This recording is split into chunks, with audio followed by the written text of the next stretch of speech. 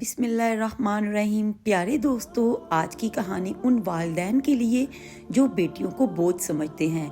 बेटियां बोझ नहीं होती, बेटियां तो रहमत होती हैं। आज की कहानी बहुत ही सबक आमोज है। तो चलें जी, हम लोग अपनी वीडियो को स्टार्ट करते हैं। आप मेरे चैनल को सब्सक्राइब करें, मेरी वीडियो को फैमिली और फ्रेंड में शेयर करना मत भूलिएगा। किसी एक छोटे से गांव में अकबर नामी शख्स अपनी बीवी और 4 बच्चों के साथ रहता था।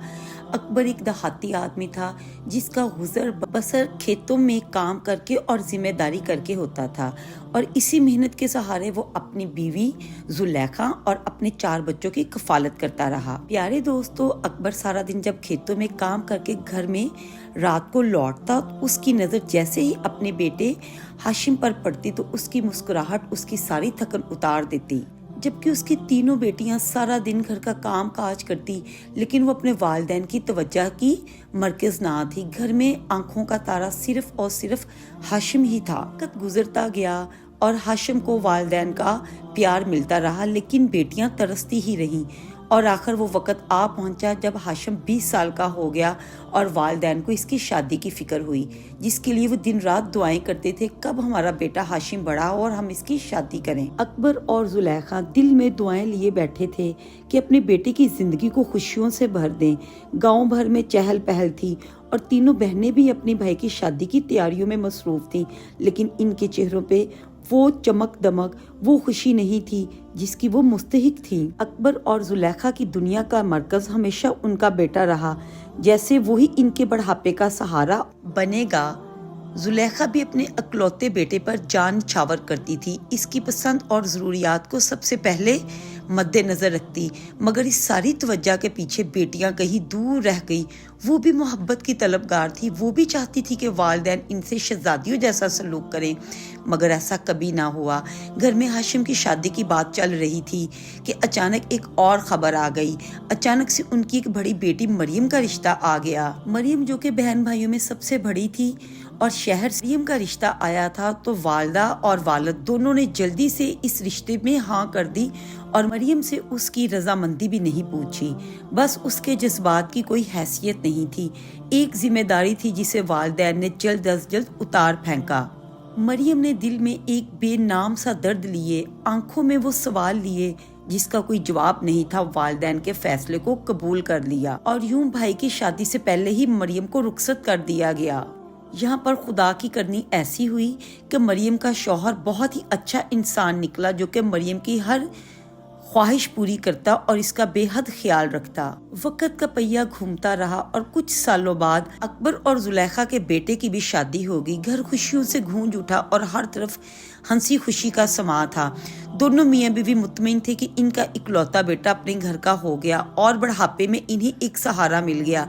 बहनों की आंखों में भी खुशी के आंसू थे, वो भाई की नई जिंदगी के लिए दुआ गो थी। इन्हें यकीन था कि अब इनके वालिदैन को भी सुकून मिलेगा, मगर किस्मत को कुछ और ही मंजूर था। भाई की शादी के बाद मरियम अपने घर वालों के साथ खुशी खुशी अपने घर चली गई और वक्त गुजरने के साथ साथ बाकी 2 बेटियों की भी दोनों मियाँ बीवी ने शादी कर दी और वो भी अपने घरों की हो गई। यूं जिंदगी का एक नया दौर शुरू हुआ। अब इनकी तमाम उम्मीदें और सहारा सिर्फ बेटे और बहू पर था।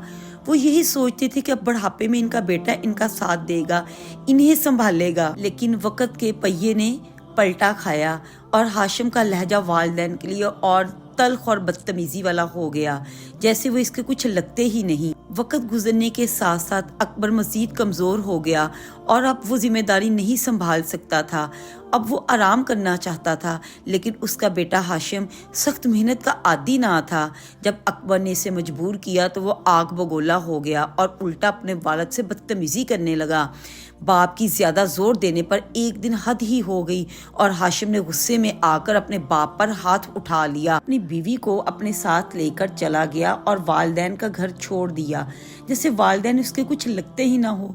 अकबर और जुलेखा बिल्कुल अकेले रह गए। बेटियां दूर ब्याही जा चुकी थी और बेटा भी इन्हें तन्हा छोड़ गया।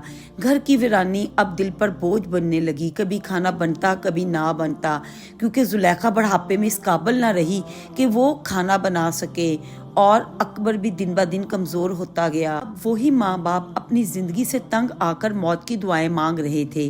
بڑھاپے میں انہیں نواسیوں اور نواسوں کی ہنسی خوشی بھری آوازیں سننے کی تمنا تھی، مگر وہ اپنے گھروں میں بیاہی جا چکی تھی، بچوں کی محبت سے محروم ہو چکے تھے، اور ان کی جو زمینیں تھی جو تھوڑا بہت کاشتکاری سے یا ذمہ داری سے ملتا تھا، ہاشم نے اپنی فضول خرچی اور اپنی گندی کی وجہ سے سب کچھ تباہ و برباد کر دیا۔ اب اس کے پاس بالکل بھی خرچنے کے لیے پیسے نہیں تھے، بدحالی اس کا مقدر بن چکی تھی۔ اچانک ایک دن مریم کا بہت دل کیا اپنے والدین کو ملنے کے لیے۔ وہ گھر پہنچی تو دیکھ کر حیران رہ گئی کہ والدین جو تھے بے بسی کے ساتھ ایک چارپائی پہ پڑے ہوئے ہیں۔ ان کے چہروں سے پتہ چل رہا تھا کہ وہ کس قدر نڈھال اور کمزور ہو چکے ہیں۔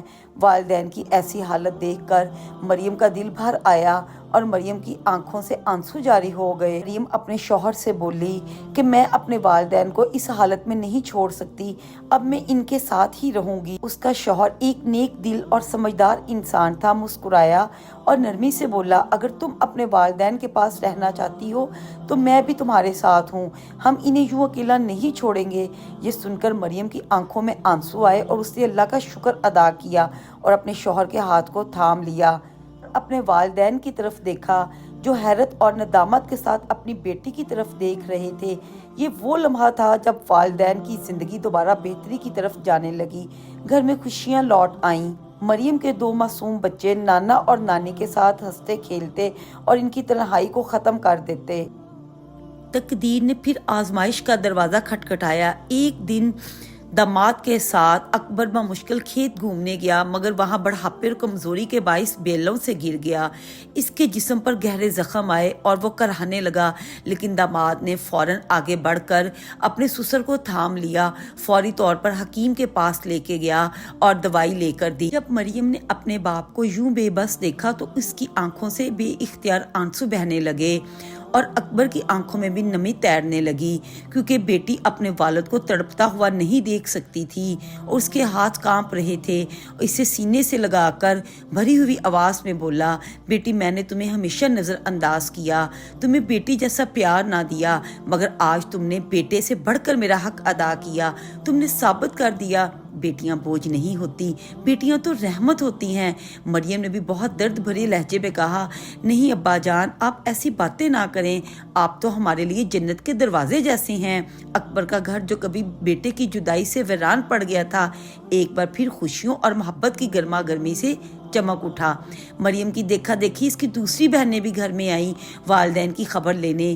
نواسے نواسیاں نانا نانی کے ارد گرد کھیلتے، ان کے لیے ہنسی خوشی کا سامان بنتے اور سارا دن ان کے ساتھ کھیلتے۔ اکبر کبھی ان بچوں کو دیکھتا اور کبھی اپنی بیٹیوں کو، اور دل ہی دل میں سوچتا، اللہ نے شاید اس لیے اس سے بیٹے کی محبت چھین کر بیٹیوں کی محبت سے نوازا ہے۔ وہ جو ہمیشہ بیٹے کے سہارے کی آس لگائے بیٹھے، آج احساس ہو چکا تھا، حقیقی بیٹیاں تو وہ بیٹیاں ہیں جو کبھی والدین کو کمزور ہونے پر بھی اکیلا نہیں چھوڑتی۔ امید کرتی ہوں آج کی یہ جو ویڈیو ہے، یہ جو میری کہانی ہے، ان والدین کے لیے بہت ہی سبق آموز ہے جو کہ اپنی بیٹیوں کو بالکل بھی اہمیت نہیں دیتے اور بیٹیوں کو بوجھ سمجھتے ہیں۔ تو خدا را اس باتوں سے باہر نکلیں اور بیٹیوں کو بھی وہی عزت دیں، کیونکہ نبی پاک کا فرمان ہے بیٹیاں تو رحمت ہوتی ہیں۔ امید کرتی ہوں آج کی ویڈیو آپ کو پسند آئی۔